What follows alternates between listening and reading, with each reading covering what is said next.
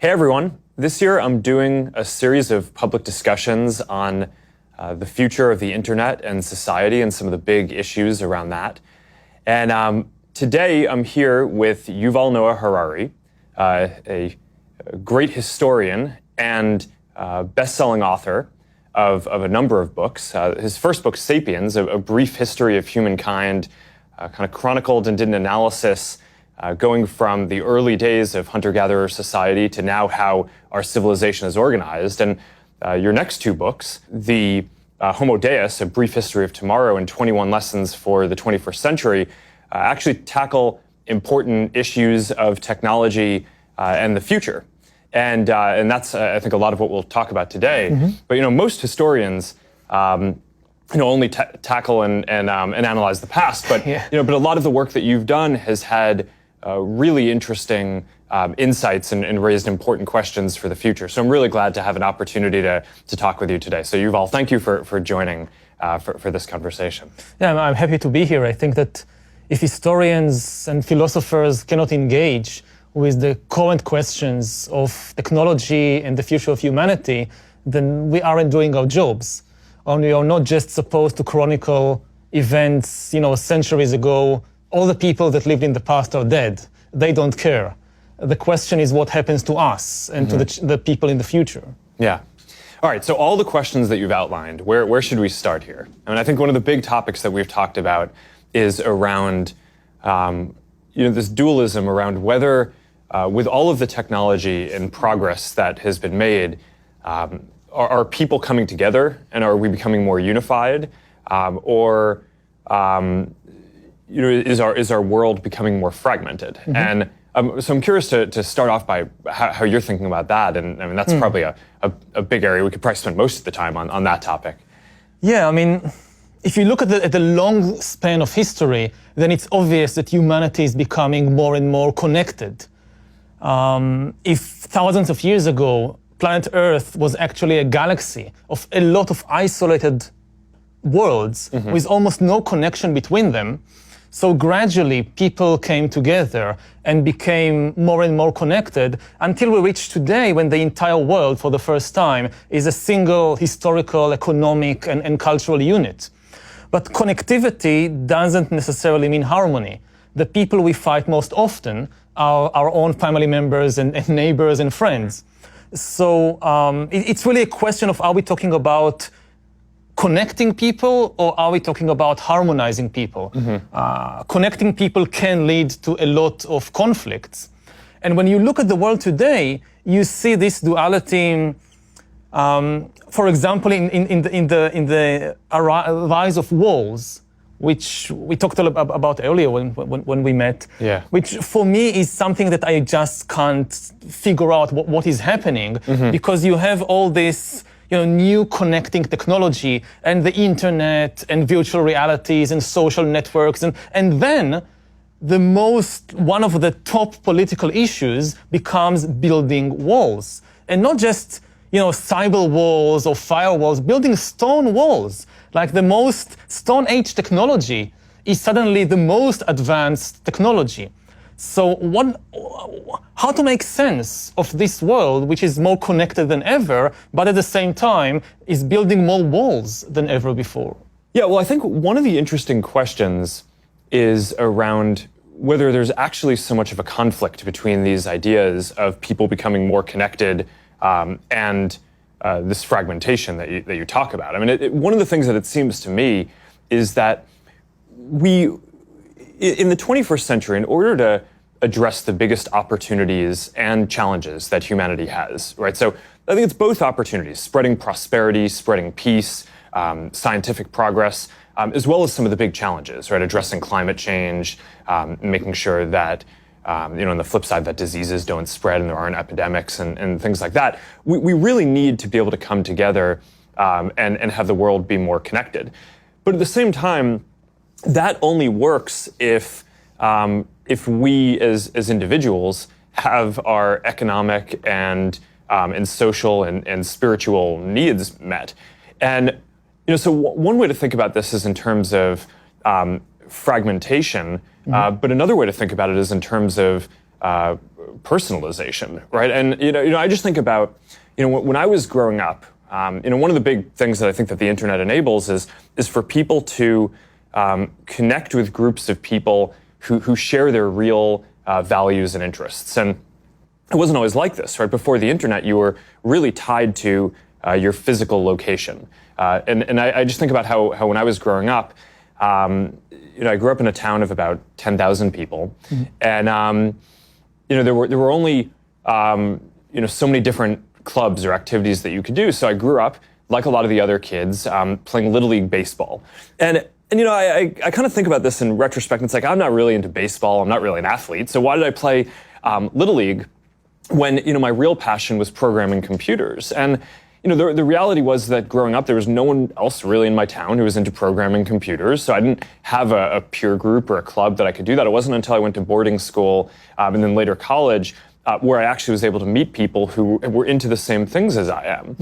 And now I think with the internet, that's starting to change, right? And now you have the ability to not just be tethered to your physical location, but to find people who have more niche interests and different kind of subcultures and communities on the internet, which I think is a really powerful thing.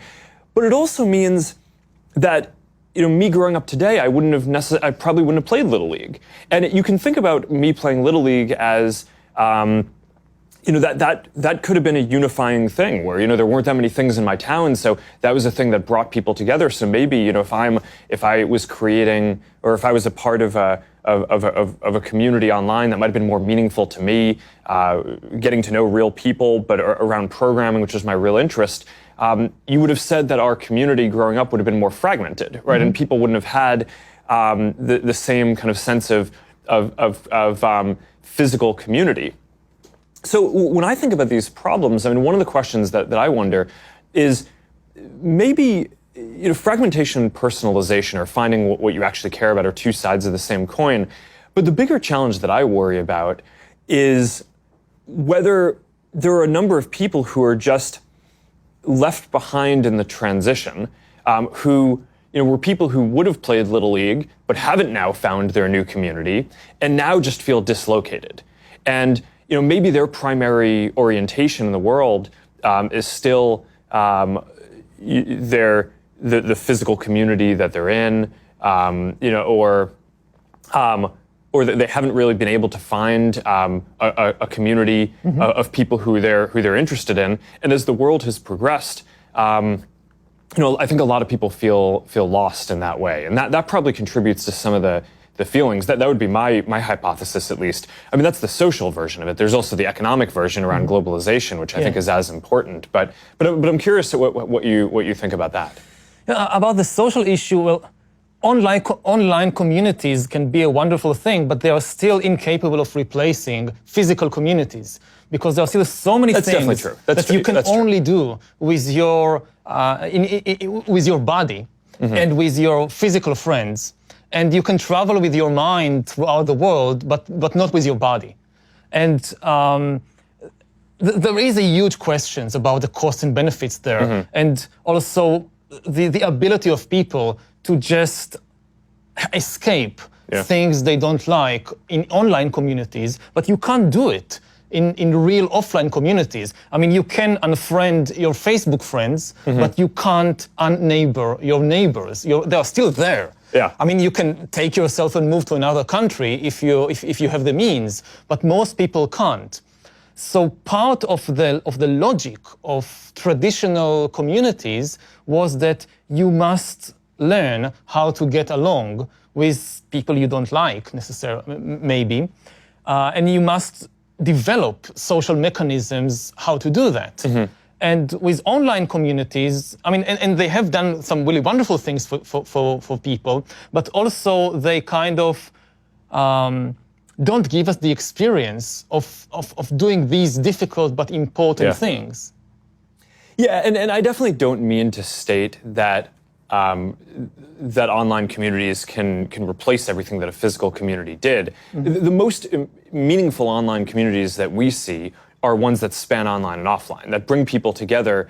Maybe the original organization might be online, but people are coming together physically, because that ultimately is really important for relationships and for, because we're physical beings, right? So whether it's, there are lots of examples around whether it's an interest community where people, care about running, but they also care about cleaning up the environment. So a group of people organize online, and then they every week go for a run along a beach or through a town and clean up garbage. That's like a physical thing. I mean, we hear about communities where, people, if you're in a profession, maybe the military or maybe something else where you have to move around a lot, people form these communities of military families or families of groups that travel around, and the first thing they do when they go to a new city is they find that community, and then that's how they get integrated into the local physical community too. So that's obviously a super important part of this that I don't mean to understand. Yeah, and then the question, the practical question for also a service provider like Facebook is, what is the goal? I mean, are we trying to connect people so ultimately they will leave the screens and go and play football or pick up garbage? Or are we trying to keep them as long as possible on the screens? And there is a conflict of interest there. Yeah. I mean, you could have, one model would be, we want people to stay as little as possible online. We just need them to stay there the shortest time necessary to form the connection, which they will then go and do something in the outside world. Yeah. And that's one of the key questions, I think, about what the internet is doing to people, whether it's connecting them or fragmenting society. Yeah, and I think your point is right. I mean, we've made this big shift in our systems to make sure that they're optimized for meaningful social interactions, which of course the most meaningful interactions that you can have are physical offline interactions. And there's always this question when you're building a service of how you measure the different thing that you're trying to optimize for. So, it's a lot easier for us to measure if people are interacting or messaging online than if you're having a meaningful connection physically. But there are ways to get at that. I mean, you can ask people questions about what the most meaningful things that they did. You can't ask, all 2 billion people, but you can have a statistical subsample of that and have people come in and tell you, okay, what are the most meaningful things that I was able to do today, and how many of them were enabled by me, connecting with people online, or how much of it was me connecting with someone physically, maybe around the dinner table, with content or something that I learned online or saw. So that is definitely a really important part of it. But I think one of the important and interesting questions is about the richness of the world that can be built, where you have, on one level, unification or this global connection, where there's a common framework where people can connect. Maybe it's through using common internet services, or maybe it's just common social norms as you travel around. One of the things that you'd pointed out to me in a previous conversation is now something that's different from in any other time in history is you could travel to almost any other country and look like you dress like you're appropriate and that you fit in there. And if 200 years ago or 300 years ago, that just wouldn't have been the case. If you went to a different country, you would have just stood out immediately. So there's this norm, there's this level of cultural norm that is united. But then the question is, what do we build on top of that? And I think one of the things that a broader kind of set of cultural norms or shared values and framework enables is a richer set of subcultures and subcommunities and people to actually go find the things that they're interested in lots of different communities to be created that wouldn't have existed before. Going back to my story before, it wasn't just my town that had Little League. I think when I was growing up, basically every town had very similar things. There's a Little League in every town, and maybe instead of every town having Little League, Little League should be an option. But But if you wanted to do something that not that many people were interested in my case, programming, in other people's case, maybe interest in some part of history or some part of art that there just may not be another person in your 10,000 person town who share that interest. I think it's good if you can form those kind of communities, and now people have can find connections and can find a group of people who share their interest. And I think that there's a question, though, of you can look at that as fragmentation, right? Because now we're not all doing the same things, right? We're not all, going to church and playing Little League and doing the exact same things. Or you can think about that as richness and depthness in our social lives. And I just think that that's an interesting question: is where you want the commonality across the world and the connection, and where you actually want that commonality to enable deeper richness, even if that means that people are doing different things. And I'm curious if you have a view on that and where that's positive versus where that creates a lack of social cohesion. Yeah, I think almost nobody would argue with the benefits of richer social environment in which people have more options to connect around all kinds of things. The key question is, how do you still create enough social cohesion on a level of a country and increasingly also on the level of the entire globe in order to tackle our main problems? I mean, we need global cooperation like never before because we are facing unprecedented global problems. We just had Earth Day, and it should be obvious to everybody, we cannot deal with the problems of the environment, of climate change, except through global cooperation. Similarly, if you think about the potential disruption caused by new technologies like artificial intelligence, we need to find a mechanism for global cooperation around issues like how to prevent an AI arms race, how to prevent different countries racing to build autonomous weapon systems and killer robots and weaponizing the internet and weaponizing social networks. Unless we have global cooperation, we can't stop that, because every country will say, well, we don't want to produce killer robots, it's a bad idea, but we can't allow our rivals to do it before us, so we must do it first. And then you have a race to the bottom. Similarly, if you think about the potential disruptions to the job market and the economy caused by AI and automation, so it's quite obvious that there will be jobs in the future, but will they be evenly distributed between different parts of the world? One of the potential results of the AI revolution could be the concentration of immense wealth in some parts of the world, and the complete bankruptcy of other parts. There will be lots of new jobs for software engineers in California, but there will be maybe no jobs for textile workers and truck drivers in Honduras and Mexico. So what will they do? If we don't find a solution on the global level, like creating a global safety net to protect humans against the shocks of AI and enabling them to use the opportunities of AI, then we will create the most unequal economic situation that ever existed. It will be much worse even than what happened in the Industrial Revolution, when some countries industrialized, most countries didn't, and the few industrial powers went on to conquer and dominate and exploit all the others. So how do we create enough global cooperation so that the enormous benefits of AI and automation don't go only, say, to California and Eastern China, while the rest of the world is being left far behind? Yeah, I think that's important. So I would unpack that into two sets of issues. One around AI and the future economic and geopolitical issues around that, and let's put that aside for a second, because I actually think we should spend 15 minutes on that. I mean, that's a big set of things.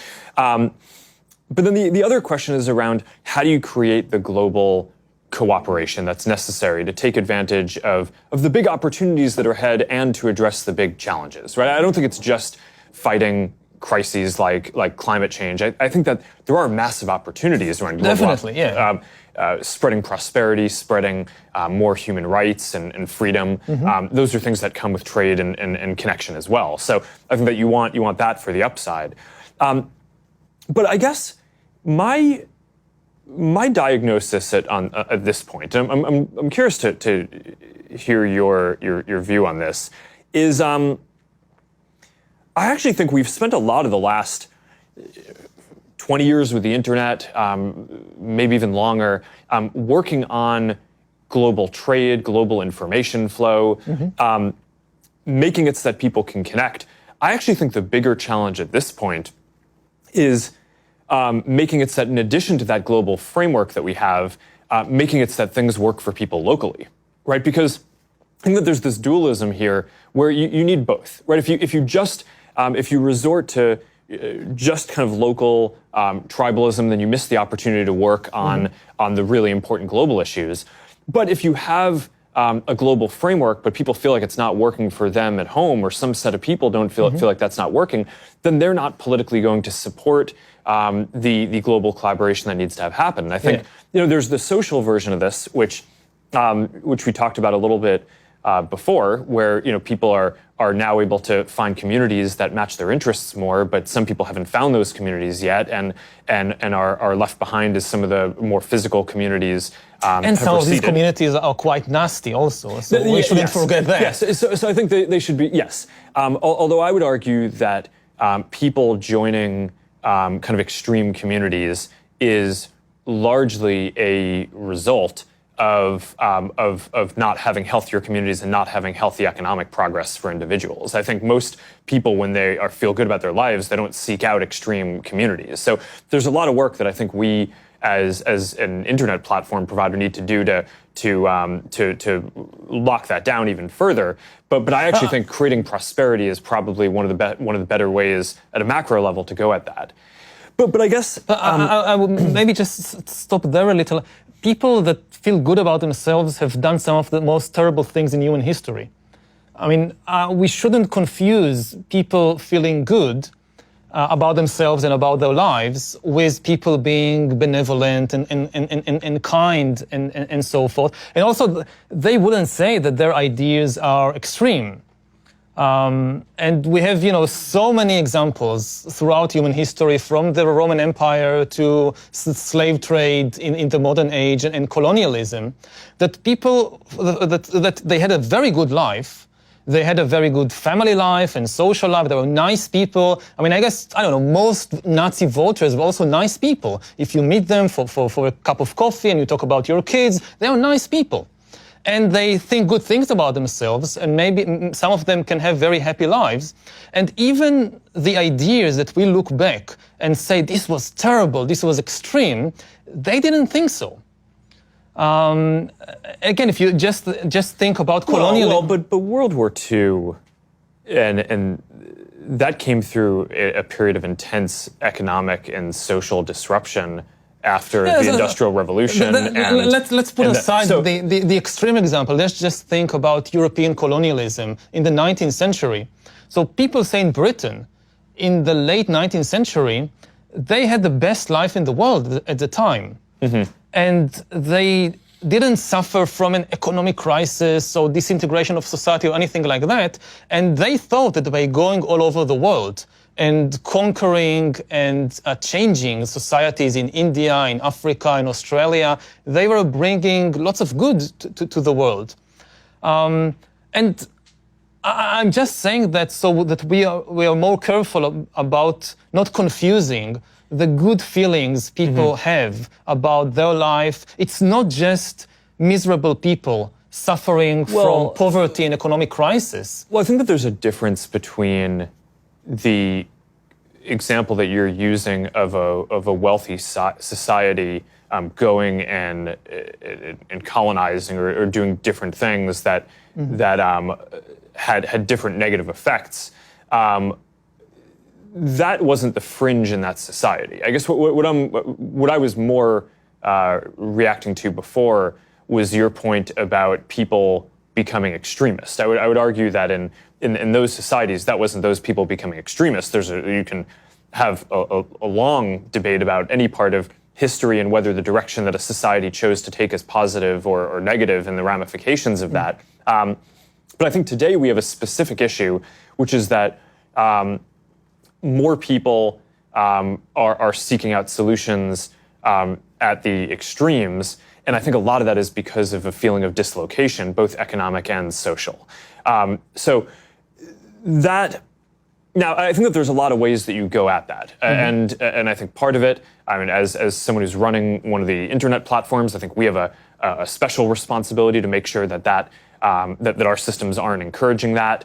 But I think broadly, the more macro solution for this is to make sure that people feel like they have that grounding and that sense of purpose and community, and that their lives are, and that they have opportunity. And I think that, statistically, what we see in sociologically is that when people have those opportunities, they don't, on balance, as much seek out those kind of groups. And I think that there's the social version of this. There's also the economic version. I mean, this is the basic story of globalization.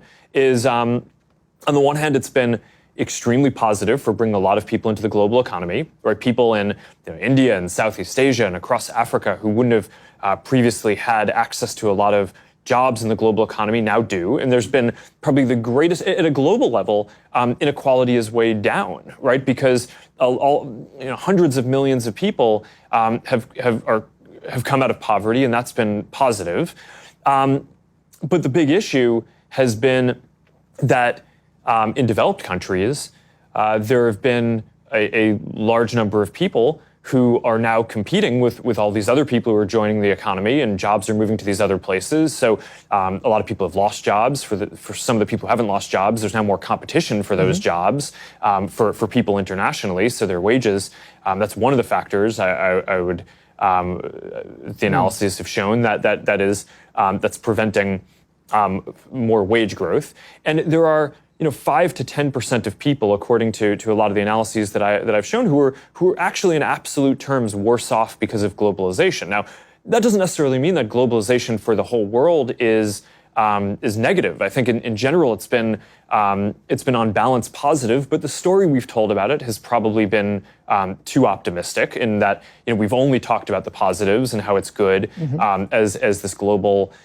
movement to bring people out of poverty and create more opportunities. And the reality, I think, has been that it's been net very positive. But if there are 5 or 10% of people in the world who are worse off, there's 7 billion people in the world. So that's many hundreds of millions of people, the majority of whom are likely in the most developed countries in the U.S. and across Europe. That's going to create a lot of political pressure on those in those countries. So in order to have a global system that works, it feels like you need it to work at the global level, but then you also need individuals in each of the member nations in that system to feel like it's working for them too. And that recurses all the way down. So in local cities and communities, people need to feel like it's working for them, both economically and socially. So I guess at this point, the thing that I worry about, and I've rotated a lot of Facebook's energy to try to focus on this, is our mission used to be connecting the world.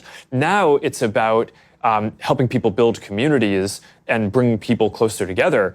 And a lot of that is because I actually think that the thing that we need to do to support more global connection at this point is making sure that things work for people locally. That in a lot of ways we've made it so the internet, so that an emerging creator can. But how do you balance working it locally for people in the American Midwest and at the same time working it better for people in Mexico, South America, or Africa? I mean, part of the imbalance is that when people in Middle America are angry, everybody pays attention, because they have their finger on the button. But if people in Mexico or people in Zambia feel angry, we care far less, because they have far less power. I mean, the pain, and I'm not saying the pain is not real, the pain is definitely real, but the pain of somebody in Indiana reverberates around the world far more than the pain of somebody in Honduras or in the Philippines, simply because of the imbalances of the power in the world. And I mean, earlier, what we said about fragmentation, I know that Facebook faces a lot of criticism about kind of encouraging some people to move to these extremist groups. But that's a big problem, but I don't think it's the main problem. I think also it's something that you can solve if you put enough energy into that. That is something you can solve. But this is the problem that gets most of the attention now. What I worry more, again, not just about Facebook, about the entire direction that the new internet economy and the new tech economy is going towards, is increasing inequality between different parts of the world, which is not the result of extremist ideology, but the results of a certain economic and political model. And secondly, undermining human agency and undermining the basic philosophical ideas of democracy and the free market and individualism. These, I would say, my two greatest concerns about the development of technology like AI and machine learning. And this will continue to be a major problem, even if we find solutions to the issue of social extremism in particular groups. Mm-hmm. Yeah, I certainly agree that extremism is I would think about it more as a symptom and a big issue that needs to be worked on. But I think the bigger question is making sure that everyone has a sense of purpose, has a role that they feel matters, and social connections. Because at the end of the day, we're social animals, and I think it's easy in our theoretical thinking to abstract that away. But that's such a fundamental part of who we are. So that's why I focus on that. I don't know, do you want to move over to some of the AI issues? Because I think that's or do you want to stick on this topic for a second? No, I mean, this topic is closely connected to AI. Again, because I think that, one of the disservices that science fiction, and I'm a huge fan of science fiction, but I think it has done some pretty bad things, which is to focus attention on the wrong scenarios and the wrong dangers. That people think, AI is dangerous because the robots are coming to kill us. And this is extremely unlikely, that we'll face a robot rebellion. I'm much more frightened about robots always obeying orders than about robots rebelling against the humans. I think the two main problems with AI, and we can explore this in greater depth, is what I just mentioned. First, increasing inequality between different parts of the world, because you'll have some countries which lead and dominate the new AI economy, and this is such a huge advantage that it kind of trumps everything else. And we will see, if we had the Industrial Revolution creating this huge gap between a few industrial powers and everybody else, and then it took 150 years to close the gap. And over the last few decades, the gap has been closed or closing, as more and more countries which were far behind are catching up. Now the gap may reopen and be much worse than ever before because of the rise of AI and because AI is likely to be dominated by just a small number of countries. So that's one issue, AI and inequality. And the other issue is AI and human agency, or even the meaning of human life. What happens when AI is mature enough and you have enough data to basically hack human beings, and you have an AI that knows me better than I know myself and can make decisions for me, predict my choices, manipulate my choices, and authority increasingly shifts from humans to algorithms. So not only decisions about which movie to see, but even decisions like which community to join, who to befriend, whom to marry. We increasingly rely on the recommendations of the AI, and what does it do to human life and human agency? So these I would say the two most important issues of AI inequality and AI and human agency. Yeah. And I think both of them get down to a similar question around values, right? And who's building this, and what are the values that are encoded, and how does that end up playing out? Yeah, I tend to think that in a lot of the conversations around AI, we almost personify AI, right? Your point around killer robots or something like that. But I actually think AI is very connected to the general tech sector, right? So almost every technology product and increasingly a lot of not what you call technology products are made better in some way by AI. So it's not like AI is a monolithic thing that you build. It powers a lot of products. So it's a lot of economic progress and can get towards some of the distribution of opportunity questions that you're raising. But it also is fundamentally interconnected with these really socially important questions around data and privacy and how we want our data to be used and what are the policies around that and what are the global frameworks. And so one of the big questions so I tend to agree with a lot of the questions that you're raising, which is that a lot of the countries that have the ability to invest in future technology, of which AI and data and future internet technologies are certainly an important area, are doing that because it will give their local companies an advantage in the future, right? And to be the ones that are exporting services around the world. I tend to think that right now, the United States has a major advantage that a lot of the global technology platforms are made here, and certainly a lot of the values that are encoded in that are shaped largely by American values. They're not only. I mean, speaking for Facebook, we serve people around the world, and we take that very seriously. But certainly ideas like giving everyone a voice, that's something that is probably very shaped by the American ideas around free speech and strong adherence to that.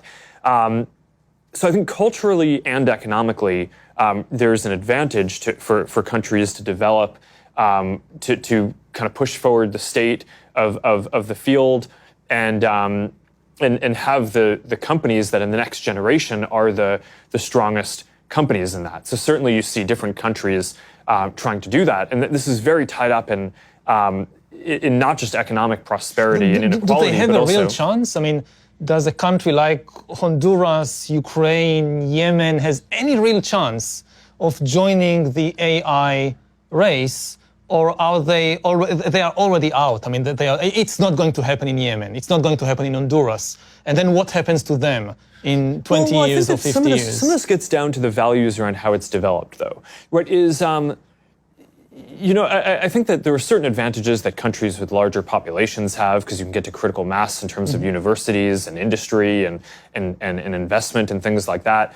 But one of the values that we here, right, both at Facebook and I think generally in the academic system of trying to do research, hold is that you do open research, right? So a lot of the work that's getting invested into into these advances, in theory, if this works well, should be more open. So then you can have an entrepreneur in one of these countries that you're talking about, which maybe isn't a whole industry-wide thing, and certainly I think you'd bet against sitting here today that in the future all of the AI companies are going to be in a given small country.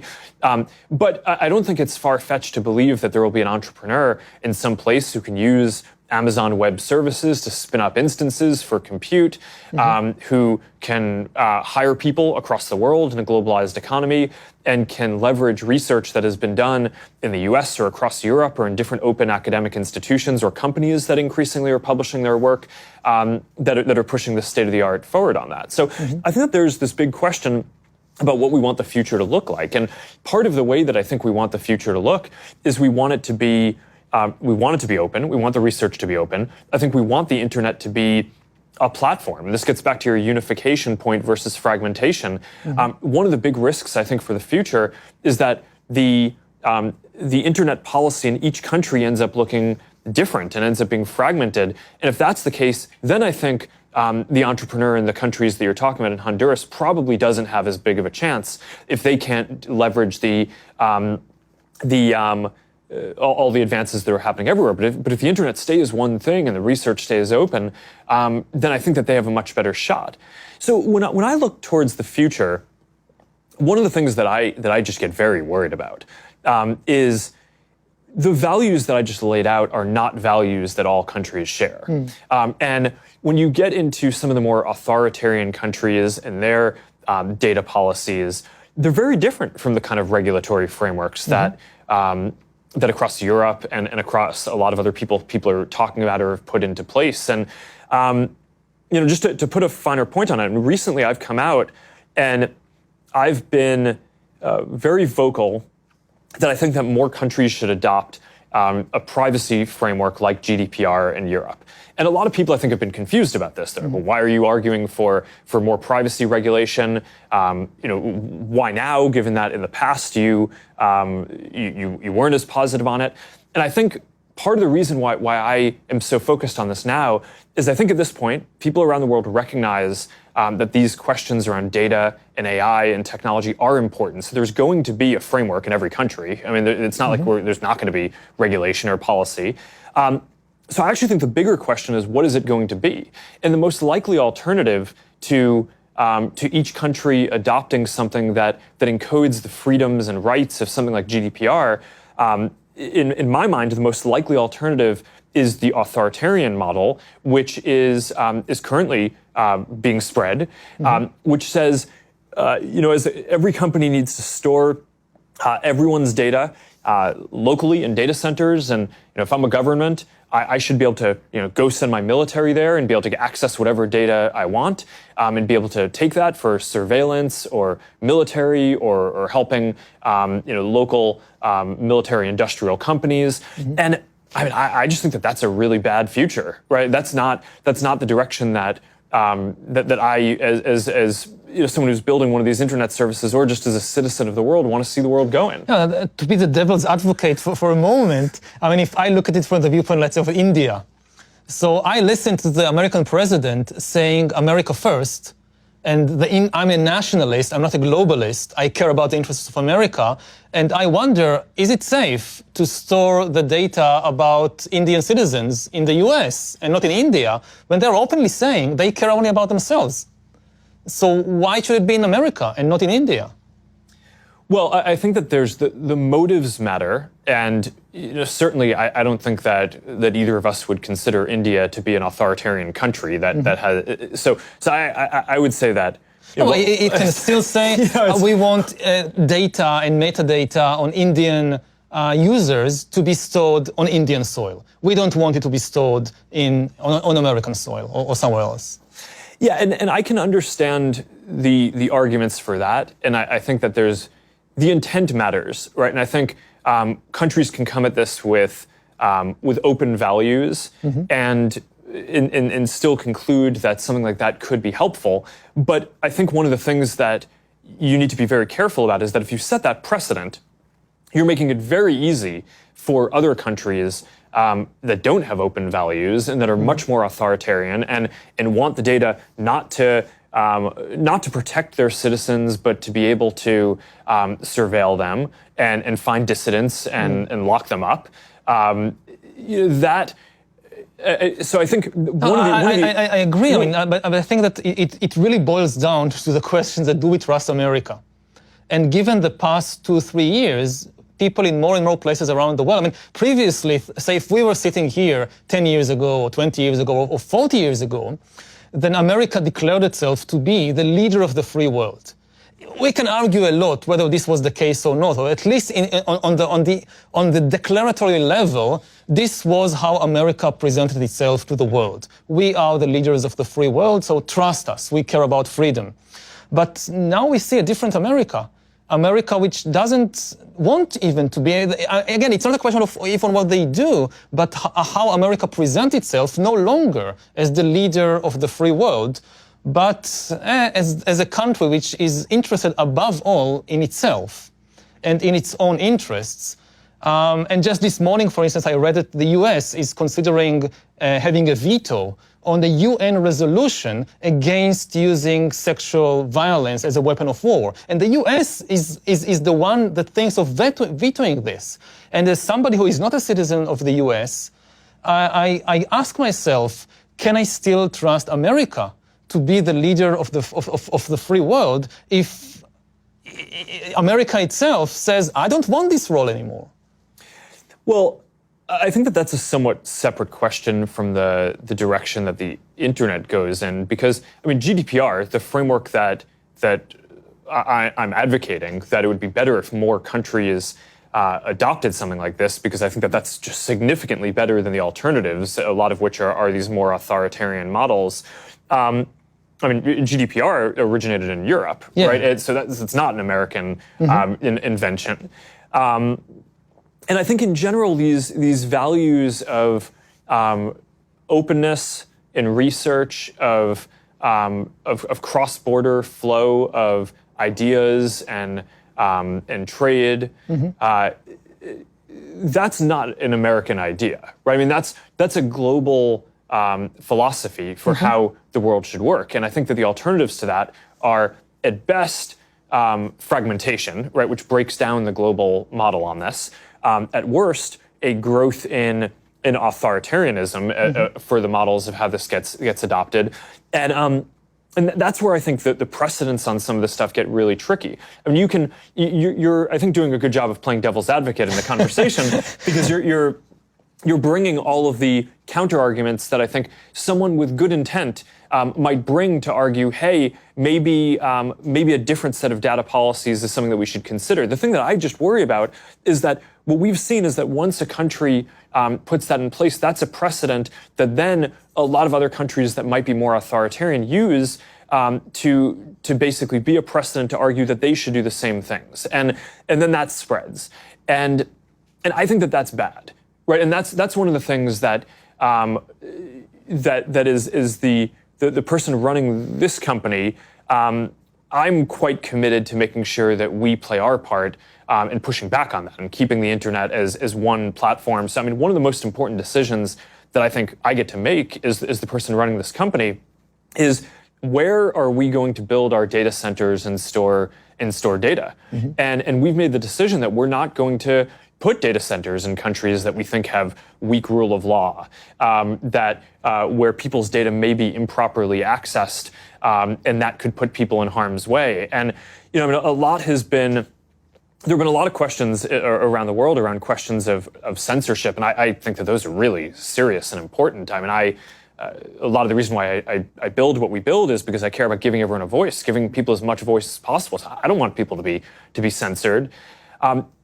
At some level, these questions around data and how it's used and whether authoritarian governments get access to it, I think are even more sensitive because if you can't say something that you want, that is highly problematic. That violates your human rights, I think, in a lot of cases. It stops progress. But if a government can get access to your data, then it can identify who you are and go lock you up and hurt you and hurt your family and cause real physical harm in ways that are just really deep. So I do think that people running these companies have an obligation to try to push back on that and fight establishing precedents which will be harmful, even if a lot of the initial countries that are talking about some of this have good intent. I think that this can easily go off the rails. And when you talk about in the future AI and data, which are two concepts that are just really tied together, I just think the values that comes from, and whether it's part of a more global system, a more democratic process, a more open process, that's one of our best hopes for having this work out well. If it comes from repressive or authoritarian countries, then I just think that's going to be highly problematic in a lot of ways. Yeah, well, that raises the question of how do we build AI in such a way that it's not inherently a tool of surveillance and manipulation and control? I mean, this goes back to the idea of creating something that knows you better than you know yourself, which is kind of the ultimate surveillance and control tool. And we are building it now in different places around the world. It's being built. And what are your thoughts about how to build an AI which serves individual people and protects individual people, and not an AI which can easily, with a flip of a switch, becomes kind of the ultimate surveillance tool? Well, I think that is more about the values and the policy framework than the technological development. I mean, it's a lot of the research that's happening in AI are just very fundamental mathematical methods where a researcher will create an advance, and now all of the neural networks will be 3% more efficient. I'm just kind of throwing this out, and that means that, all right, newsfeed will be a little bit better for people. Our systems for detecting things like hate speech will be a little bit better, but our ability to find photos of you that you might want to review will be better. But all these systems get a little bit better. So now, I think the bigger question is you have places in the world where governments are choosing to use that technology and those advances for things like widespread face recognition and surveillance. And those countries, I mean, China's doing this, they create a real feedback loop, which advances the state of that technology where they say, okay, well, we want to do this. So now there's a set of companies that are sanctioned to go do that and are getting access to a lot of data to do it because it's allowed and encouraged. So that is advancing and getting better and better. That's not a mathematical process. That's kind of a policy process that they want to go in that direction. Those are the values, and it's an economic process of the feedback loop and development of those things compared to in countries that might say, hey, that kind of surveillance isn't what we want. Those companies just don't exist as much, right? Or don't get as much support. I don't know. I mean, my home country of Israel is, at least for Jews, it's a democracy. And it's one of the leaders of the world in surveillance technology. And we basically have one of the biggest laboratories of surveillance technology in the world, which is the occupied territories. And exactly these kinds of systems are being developed there and exported all over the world. So, given my personal experience back home, again, I don't necessarily trust that just because a society in its own inner workings is, say, democratic, that it will not develop and spread these kinds of technologies. Yeah, I agree. It's not clear that a democratic process alone solves it, but I do think that it is mostly a policy question, right? A government can quite easily make the decision that they don't want to support that kind of surveillance, and then the companies that they would be working with to support that kind of surveillance would be out of business, and then, or at the very least, have much less economic incentive to continue that technological progress. So that dimension of the growth of the technology gets stunted compared to others, and that's generally the process that I think you want to follow broadly, right?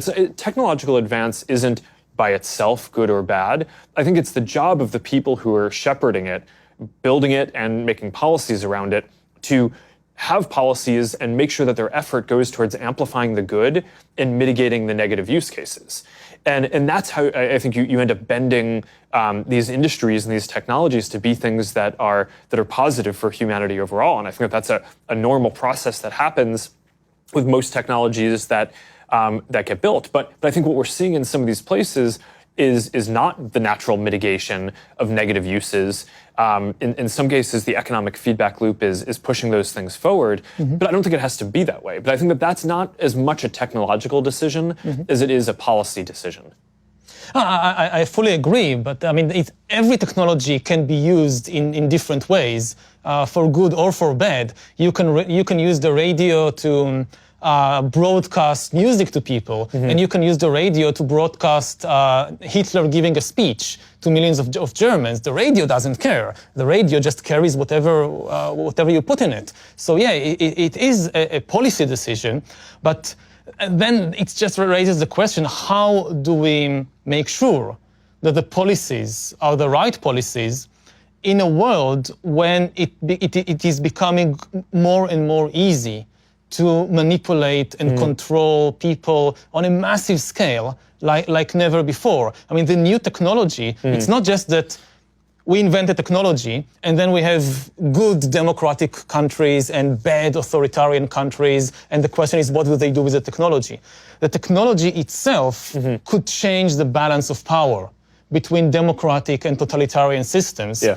And I fear that the new technologies are giving an inherent advantage, not necessarily overwhelming, but they do tend to give an inherent advantage to totalitarian regimes, because the biggest problem of totalitarian regimes in the 20th century, which eventually led to their downfall, is that they couldn't process the information efficiently enough. If you think about the Soviet Union, so you have this model, an information processing model, which basically says we take all the information from the entire country, move it to one place, to Moscow, there it gets processed, decisions are made in one place, and transmitted back as commands. This was the Soviet model of information processing. And versus the American version, which was, no, we don't have a single center. We have a lot of organizations and a lot of individuals and businesses, and they can make their own decisions. In the Soviet Union, there is somebody in Moscow. If I live in some small farm or kolkhoz in Ukraine, there is somebody in Moscow who tells me how many radishes to grow this year, because they know. And in America, I decide for myself with, I get signals from the market and I decide. And the Soviet model just didn't work well because of the difficulty of processing so much information quickly with 1950s technology. And this is one of the main reasons why the Soviet Union lost the Cold War to the United States. But with the new technology, it might become, I mean, it's not certain, but one of my fears is that the new technology suddenly makes central information processing far more efficient than ever before, and far more efficient than distributed data processing. Because the more data you have in one place, the better your algorithms, and so on and so forth. And this kind of tilts the balance between totalitarianism and democracy in favor of totalitarianism. And I wonder, what are your thoughts on this issue? Well, I'm more optimistic about about democracy in this. I mean, I think the way that the democratic process needs to work is people start talking about these problems, and then even if it seems like it starts slowly in terms of people caring about data issues and technology policy, because it's a lot harder to get everyone to care about it than it is just a small number of decision makers. So I think that the history of democracy versus more totalitarian systems is it always seems like the totalitarian systems are going to be more efficient and the democracies are just going to get left behind. But smart people, people start discussing these issues and caring about them. And I do think we see that people do now care much more about their own privacy, about data issues, about the technology industry. People are becoming more sophisticated about this. They realize that that having a lot of your data stored can both be an asset because it can help provide a lot of benefits and services to you, but increasingly maybe it's also a liability because there are hackers and nation states who might be able to break in and use that data against you or exploit it or reveal it. So maybe people don't want their data to be stored forever. Maybe they want it to be reduced in permanence. Maybe they want it all to be end-to-end encrypted as much as possible in their private communications. People really care about this stuff in a way that they didn't before. And that's certainly over the last several years, that's grown a lot. So I think that conversation is the normal democratic process. And I think what's going to end up happening is that by the time you get people broadly aware of the issues and on board, that is just a much more powerful approach, where then you do have people in a decentralized system who are capable of making decisions, who are smart, who I think will generally always do it better than too centralized of an approach. And here is, again, a place where I worry that personifying AI and saying AI is a thing, right? That an institution will develop, and it's almost like a sentient being. I think mischaracterizes what it actually is, right? It's a set of methods that make everything better, let me retract that. That's way too broad. It's a lot of technological processes more efficient, and I think that's. But that's the worry. It makes that's not just for centralized folks, right? In our context, so we build our business is this ad platform, and a lot of the way that can be used now is we have 90 million small businesses that use our tools. And now, because of this access to technology, they have access to the same tools to do advertising and marketing and reach new customers and grow jobs that previously only the big companies would have had. And that's a big advance, and that's a massive decentralization. When people talk about our company and the internet platforms overall, they talk about how there's a small number of companies that are big, and that's true. But the flip side of it is that now there are billions of people around the world who have a voice, that they can share information more broadly, and that's actually a massive decentralization in power, and kind of returning power to people.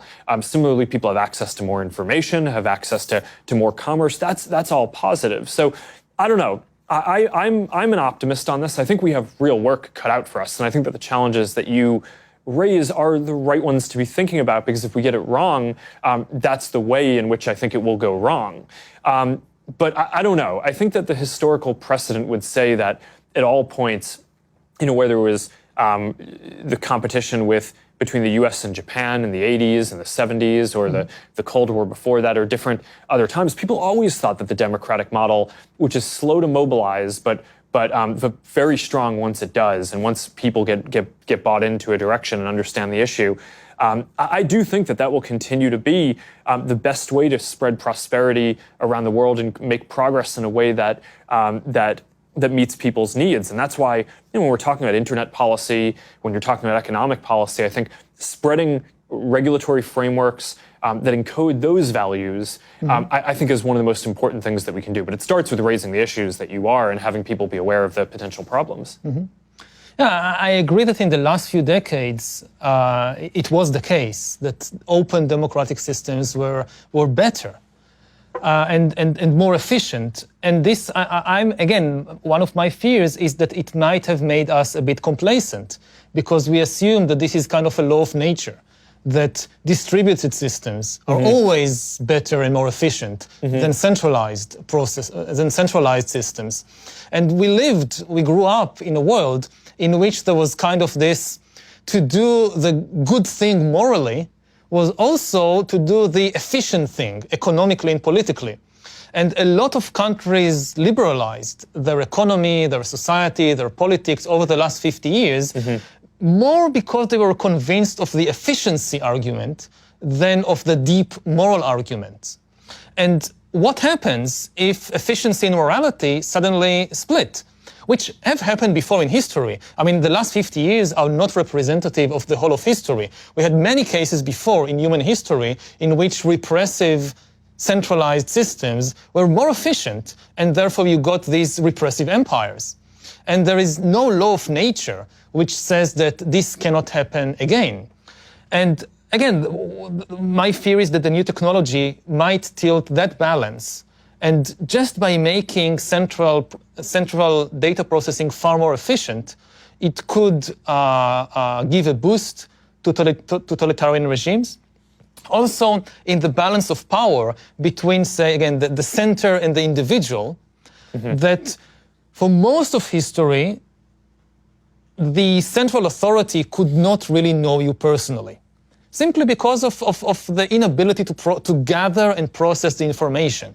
So there were some people who knew you very well, but usually their interests were aligned with yours. Like my mother knows me very well, but most of the time I can trust my mother. But now we are reaching a point when some system far away can know me better than my mother, and the interests are not necessarily aligned. Now, yes, we can use that also for good, but what I'm pointing out, that this is a kind of power that never existed before, and it could empower totalitarian and authoritarian regimes to do things that was simply technically impossible until today. Yeah. And you know, if you live in an open democracy, so okay, you can rely on all kinds of mechanisms to protect yourself. But thinking more globally about this issue, I think a key question is, how do you protect human attention from being hijacked by malevolent players who know you better than you know yourself, who know you better than your mother knows you? And this is a question that we never had to face before, because we never had, usually the malevolent players just didn't know me very well. Yeah, okay, so there's a lot in what you were just talking about. I mean, I think in general, one of the things that, I do think that there is a scale effect where one of the best things that we could do if we care about these open values and having a globally connected world, I think making sure that the critical mass of the investment in new technologies encodes those values is really important. So that's one of the reasons why I care a lot about not supporting the spread of authoritarian policies to more countries, and either inadvertently doing that or setting precedents that enable that to happen. Because I think that the more development that happens in the way that is more open, where the research is more open, where people have where the policy making around it is more democratic, I think that that's going to be positive. So I think kind of maintaining that balance ends up being really important.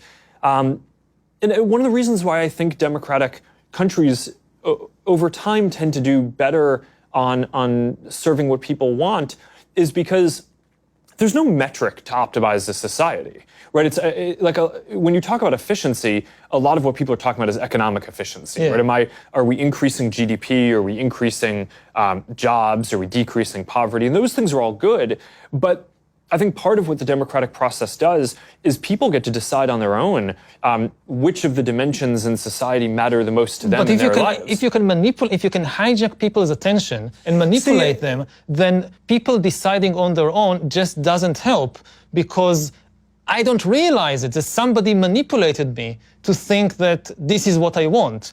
And we are reaching the point when, for the first time in history, you can do that on a massive scale. So again, I speak a lot about the issue of free will in this regard. And the people that are easiest to manipulate are the people who believe in free will and who simply identify with whatever thought or desire pops up in their mind, because they cannot even imagine that this desire is not the result of my free will. This desire is the result of some external manipulation.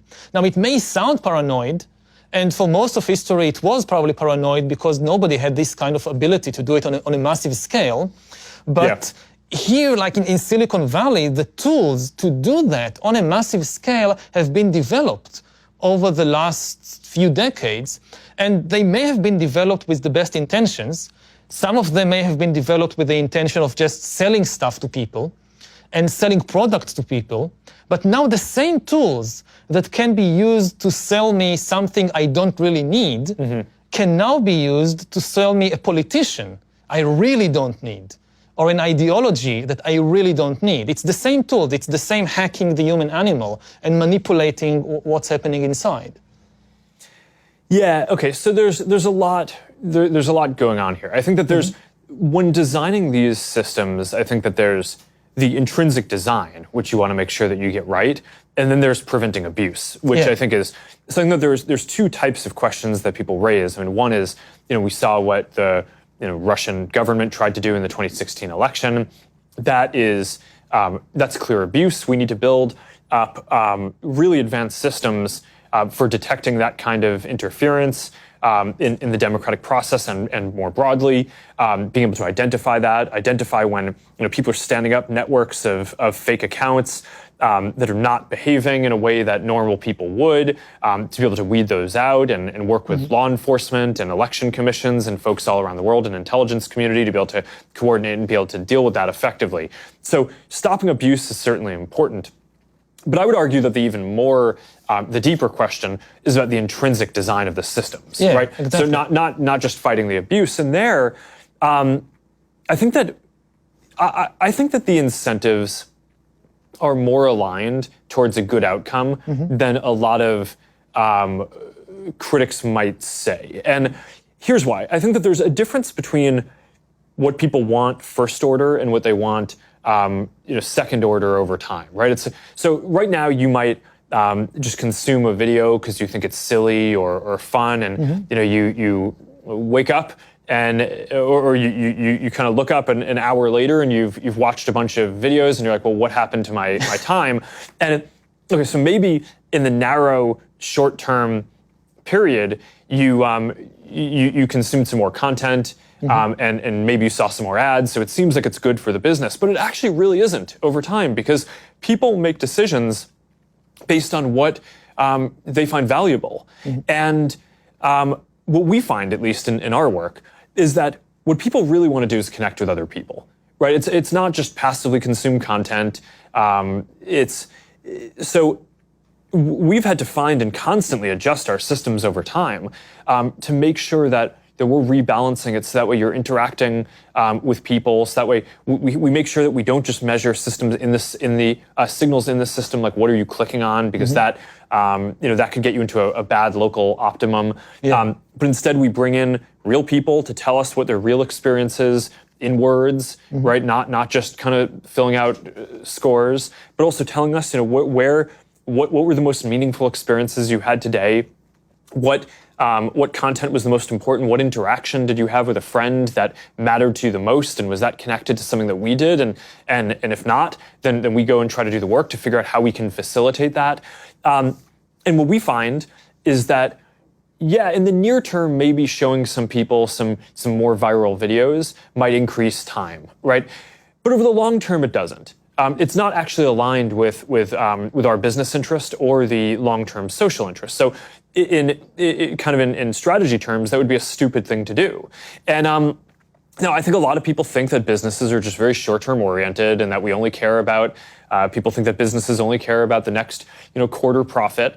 But I think that most businesses that get run well, that's just not the case. And I think last year on one of our earnings calls, I told investors that we'd actually reduce the amount of video watching that quarter by 50 million hours a day, because we wanted to take down the amount of viral videos that people were seeing, because we thought that was displacing more meaningful interactions that people were having with other people, which in the near term might have a short-term impact on the business for that quarter, but over the long term would be more positive, both for how people feel about the products and for the business. And one of the patterns that I think has actually been quite inspiring or a cause of optimism in running a business is that oftentimes you make decisions that you think are going to pay off long down the road, right? So you think, okay, I'm doing the right thing long term, but it's going to hurt for a while. And I almost always find that the long term comes sooner than you think.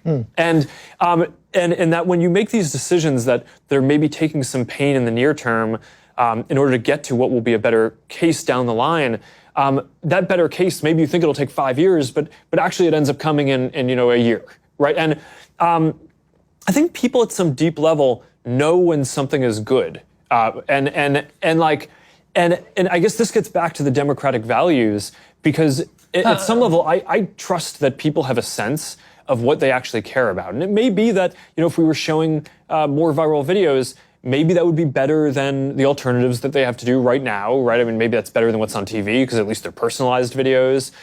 Maybe it's better than YouTube if we have better content or whatever the reason is. But I think you could still make the service better over time for actually matching what people want. And if you do that, that is going to be better for everyone. So I do think the intrinsic design of these systems is quite aligned with serving people in a way that is pro-social. And that's certainly what I care about in running this company, is to get there. Yeah, I think this is like the rock bottom.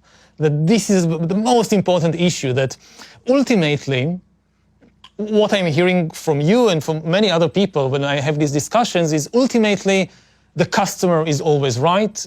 The voter knows best. People know deep down, people know what is good for them. People make a choice, if they choose to do it, then it's good. That has been the bedrock of at least Western democracies for centuries, for generations. And this is now where the big question mark is. Is it still true in a world where we have the technology to hack human beings and manipulate them like never before, that the customer is always right, that the voter knows best? Or have we gone past this point? And we can know, the simple ultimate answer that, well, this is what people want and they know what's good for them, maybe it's no longer the case. Well, yeah, I think that it's not clear to me that has changed, but I think that's a very deep question about democracy. This is the deepest... I don't think that's a new question. I think it's people have always... No, the question isn't new, the technology is new. If you lived in 19th century America and you didn't have these extremely powerful tools to decipher and influence people, then it was a different... Well, let me actually frame this a different way, okay. Which is, I actually think, for all the talk around is democracy being hurt by the current set of tools and the media and all this, I actually think that there's an argument the world is significantly more democratic now than it was in the past. The country was set up as, the US was set up as a republic, right? So a lot of the foundational rules limited the power of a lot of individuals being able to vote and have a voice, and checked the popular will at a lot of different stages, everything from the way that laws get written by Congress, right, and not by people. So to everything to the Electoral College, and which a lot of people think today is undemocratic, but it was put in place because of a set of values that a democratic republic would be better. I actually think what has happened today is that increasingly more people are enfranchised and more people have a voice. More people are getting the vote, but increasingly people have a voice. More people have access to information, and I think a lot of what people are asking is that good? It's not necessarily the question of, okay, the democratic process has been the same, but now the technology is different. I think the technology has made it so individuals are more empowered, and part of the question is that the world that we want? And again, this is an area where it's not that, all these things are with challenges, right? And often progress causes a lot of issues, and it's a really hard thing to reason through. Wow, we're trying to make progress and help all these people join the global economy, or help people join the communities and have the social lives that they would want and be accepted in different ways. But it comes with this dislocation in the near term, and that's a massive dislocation, so that seems really painful. But I actually think that you can make a case that we are at and continue to be at the most democratic time. And I think that overall, in the history of our country at least, when we've gotten more people to have the vote and we've gotten more representation and we've made it so people have access to more information and more people can share their experiences, I do think that that's made the country stronger and has helped progress. And it's not that this stuff is without issues. It has massive issues, but that's at least the pattern that I see, and why I'm optimistic about a lot of the work. I agree that more people have more voice than ever before, both in the US and globally. I think you're absolutely right. My concern is to what extent we can trust the voice of people, to what extent I can trust my voice. We have this picture of the world that I have this voice inside me which tells me what is right and what is wrong. And the more I'm able to express this voice in the outside world and influence what's happening, and the more people can express their voices, it's better, it's more democratic. But what happens if at the same time that more people can express their voices, it's also easier to manipulate your inner voice? To what extent you can really trust that the thought that just popped up in your mind is the result of some free will and not the result of an extremely powerful algorithm that understands what's happening inside you and knows how to push the buttons and press the levers and is serving some external entity. And it has planted this thought or this desire that you now express. Mm-hmm. So it's two different issues of giving people voice and trusting. And again, I'm not saying I know everything, but all these people that now join the conversation, we cannot trust their voices. Mm-hmm. I'm asking this about myself, to what extent I can trust my own inner voice. And, I spend 2 hours meditating every day. And I go on these long meditation retreats. Mm-hmm. And my main takeaway from that is it's craziness inside there. And it's so complicated. And the simple, naive belief that the thought that pops up in my mind, this is my free will, this was never the case. But if, say, 1,000 years ago, the battles inside were mostly between, neurons and biochemicals and childhood memories and all that, increasingly, you have external actors going under your skin and into your brain and into your mind. And how do I trust that my amygdala is not a Russian agent now?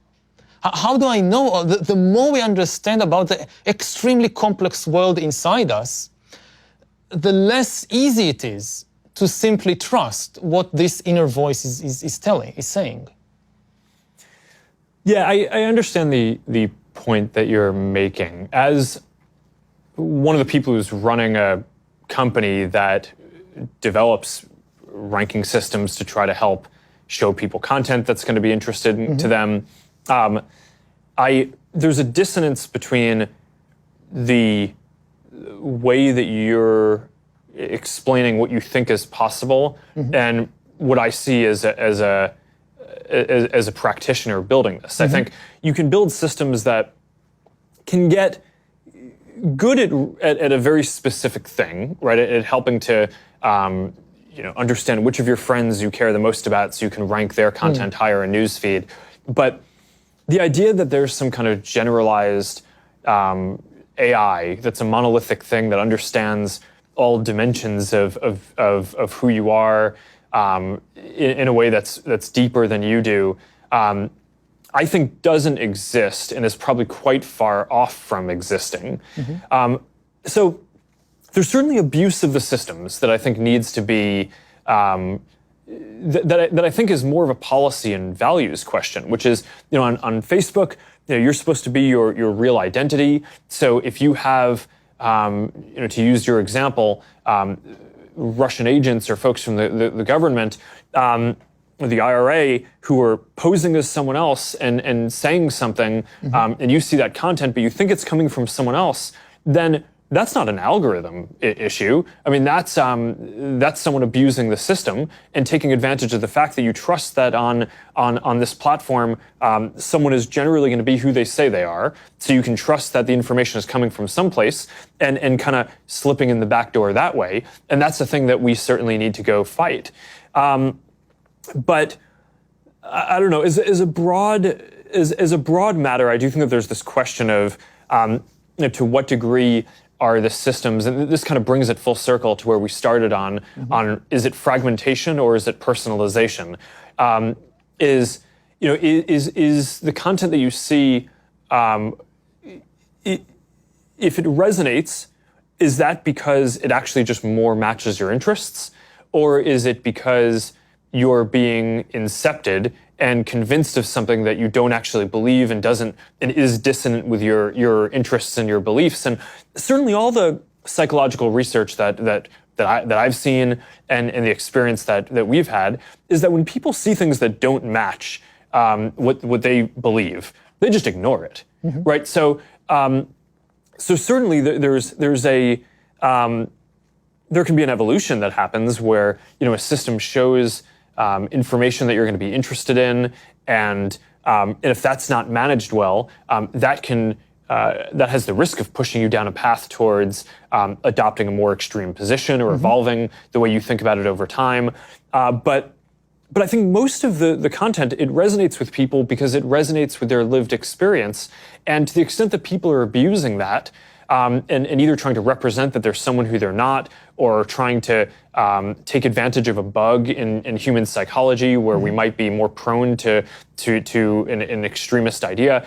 That's our job in either policing the platform, working with governments and different agencies, and making sure that we design our systems and our recommendation systems to not be promoting things that people might engage with in the near term, but over the long term will regret and resent us for having done that. And I think it's in our interest to get that right.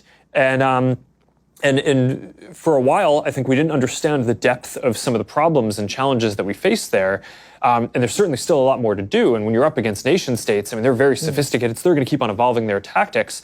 But the thing that I think is really important is that the fundamental design of the systems, I do think, in our incentives are aligned with helping people connect with the people they want, have meaningful interactions, not just getting people to watch a bunch of content that they're going to resent later that they did that, and certainly not making people have more extreme or negative viewpoints than what they actually believe.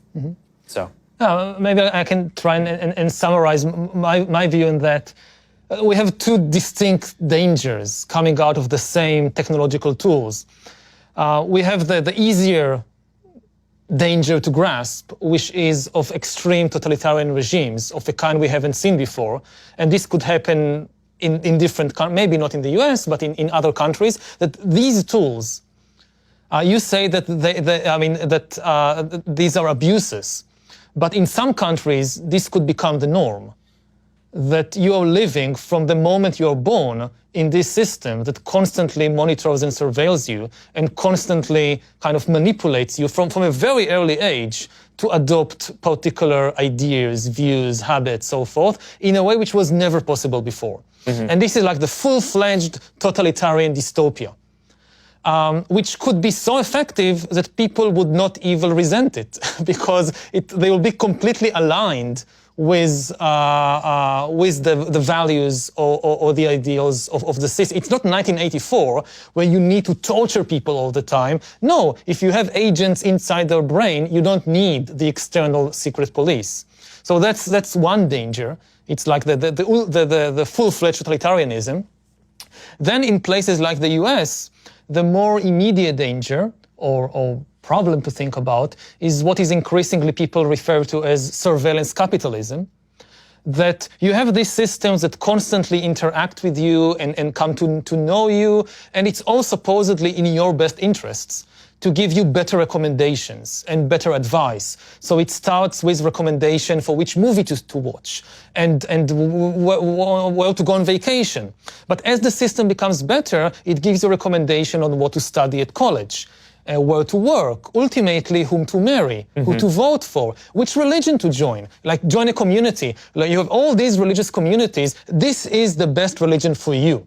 For your type of personality, Judaism, nah, it won't work for you. Go with Zen Buddhism. It's a much better fit for your personality. You would thank us. In 5 years, you would look back and you say, this was an amazing recommendation. Thank you. I so much enjoy Zen Buddhism. And again, people will feel that this is aligned with their own best interests. And the system improves over time. Yeah, there will be glitches. Not everybody will be happy all the time. But what does it mean that all the most important decisions in my life are being taken by an external algorithm? What does it mean in terms of human agency, in terms of, the meaning of life? For thousands of years, humans tended to view life as a drama of decision-making. Like life is it's a journey, you reach an intersection after intersection, and you need to choose. Some decisions are small, like what to eat for breakfast, and some decisions are really big, like whom to marry. And almost all of art and all of religion is about that. Like almost whether it's a Shakespeare tragedy or a Hollywood comedy, it's about the hero or heroine needing to make a big decision, to be or not to be, to marry X or to marry Y. And what does it mean to live in a world in which increasingly we rely on the recommendations of algorithms to make these decisions until we reach a point when we simply follow them all the time or most of the time. And they make good recommendations. I'm not saying that this is some abuse, something sinister. No, they're good recommendations. But we don't have a model for understanding what is the meaning of human life in such a situation. Well, I think the biggest objection that I'd have to both of the ideas that you just raised is that we have access to a lot of different sources of information, a lot of people to talk to about different things. And it's not just like there's one set of recommendations or a single recommendation that gets to dominate what we do, and that gets to be overwhelming, either in the totalitarian or the capitalist model of what you were saying. To the contrary, I think people really don't like and are very distrustful when they feel like they're being told what to do or just have a single option. One of the big questions that we've studied is how to address when there's a hoax or clear misinformation. And the most obvious thing that it would seem like you'd do intuitively is tell people, hey, this seems like it's wrong. Mm-hmm. Here is the other point of view that is right. Or at least, if it's a polarized thing, even if it's not clear what's wrong and what's right, here's the other point of view. If you're on any given issue, and that really doesn't work, right? So what ends up happening is if you tell people that something is false, but they believe it, then they just end up not trusting you, right? So that ends up not working. And if you frame two things as opposites, right? So if you say, okay, well, you're a person who doesn't believe in, you're seeing content about not believing in climate change. Mm-hmm. So I'm going to show you the other perspective, right? Here's something that argues that climate change is a thing. That actually just entrenches you further, mm-hmm. Because it's, okay, someone's trying to kind of control. Yeah, So what ends up working, right, sociologically and psychologically, the thing that ends up actually being effective is giving people a range of choices. So if you show not here's the other opinion and with a judgment on the piece of content that a person engaged with, but instead you show a series of related articles, right, or content, then people can kind of work out for themselves, hey, here's the range of different opinions or things that exist on this topic. And maybe I lean in one direction or the other, but I'm kind of going to work out for myself where I want to be. Most people don't choose the most extreme thing. And people end up feeling like they're informed and can make a good decision. Mm-hmm. So at the end of the day, I think that's the architecture and the responsibility that we have, is to make sure that the work that we're doing gives people more choices, that it's not a single opinion that can kind of dominate anyone's thinking, mm-hmm. But where you can connect to hundreds of different friends, and even if most of your friends share your religion or your political ideology, you're probably going to have 5 or 10% of friends who come from a different background, who have different ideas, and at least that's getting in as well. So you're getting a broader range of views. Mm-hmm. So I think that these are really important questions, and it's not like there's an answer that is going to fully solve it one way or another. Definitely but not. But I think these are the right things to talk through. We've been going for 90 minutes, so we probably should wrap up. But I think we have a lot of material to cover in the next one of these that hopefully we'll get to do at some point in the future. And thank you so much for coming and joining and doing this. This has been a really interesting series of important topics to discuss. Yeah, so thank you for hosting me, and for being open about these very difficult questions, which I know that you being the head of a global corporation, I can just sit here and speak whatever I want, but you have many more responsibilities on your head. So I appreciate that kind of you putting yourself on the firing line and dealing with these questions. Thanks. All right. Thank you. Yeah.